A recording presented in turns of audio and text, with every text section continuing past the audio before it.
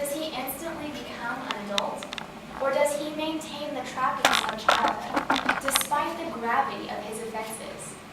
These are the questions plaguing the American legal system today, as the violent acts of juvenile offenders continue to make headlines. This quote from Jessica Reeves in 2001 really exemplifies the problems in today's society that we're facing, whether or not to try minors as juveniles or as adults.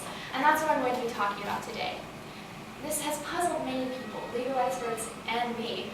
And when we look at this issue, I think it's best to first look at an overview of the history of the juvenile justice system, and then look at reasons for sentencing minors as adults, and then reasons against. So first, let's look at an overview of the juvenile justice system. Why was it established? People back in the 1700s, treated juveniles just as adults. They sentenced them in the same way, prosecuted them in the same way, and believed them to be culpable or morally responsible for their actions in the same way. But around the 1800s, they established the juvenile justice system because they began to believe that children had different moral responsibilities and were not as culpable or responsible for their actions as adults. So they established the juvenile justice system.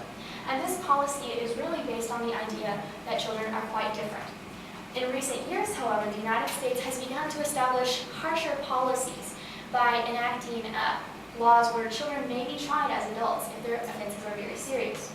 The United Nations proposed a treaty which would not allow for children to be tried and sentenced to life without parole. 190 nations ratified this policy, and 2 did not, as you can see here, this little sliver. Those 2 countries included Somalia and the United States of America. Additionally, while the federal government has been tending towards a harsher policy, individual state governments have been tending towards harsh policies towards children as well. In fact, 22 states and the District of Columbia allow children as young as 7 years old to be tried as adults. Now, what are some of the reasons that we should try minors as adults? Why has the United States gone from one end of the spectrum, where they don't try minors as adults at all, to the other end, where they do?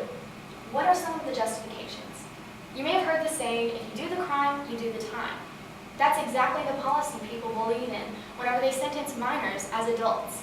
Because the gravity of some of their offenses is just so severe, they believe they must be treated as adults.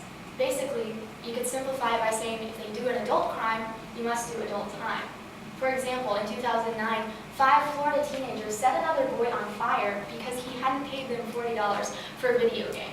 So these children, while they may have been under the age of 18, it would seem are committing a crime which would be that of an adult psychopath. Are they morally responsible, or should we treat them just as lightly as we would a young child for committing a smaller offense? Another reason people try to treat minors as adults is because the adult system offers a trial by jury, while in many states, juvenile courts do not allow for a trial by jury. So the reason to try minors by adults can really be summed up in the idea that it's being very tough on crime, giving it the punishment it deserves, exterminating crime.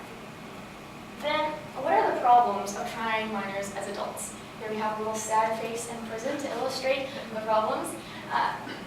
The first reason is that it doesn't decrease crime. In an article by Christina Buccina, funny name, she cited a report which was a study done on 135 youths. And this study actually found that not only did giving children sentences as an adult, not only did it not decrease crime or have a deterrent effect, but in fact, the report stated that it increased crime.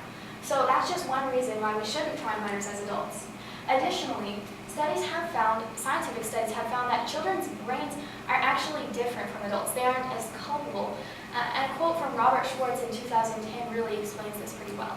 And he says, "From the prefrontal cortex to the limbic area, the teenage brain undergoes dramatic changes during adolescence in ways that affect a teen's ability to reason, to weigh consequences of their decisions, and to delay gratification long enough to make careful short and long-term decisions." End quote. So really, what we're looking at here is children, while we may think of them as committing adult crimes, in fact, it's different because their brains are different. They don't have the same reasoning capabilities. So in the end, we can see that this is a very complex and multifaceted issue. There are many reasons for both sides. We have seen that children are different from adults. Physically, they're quite different.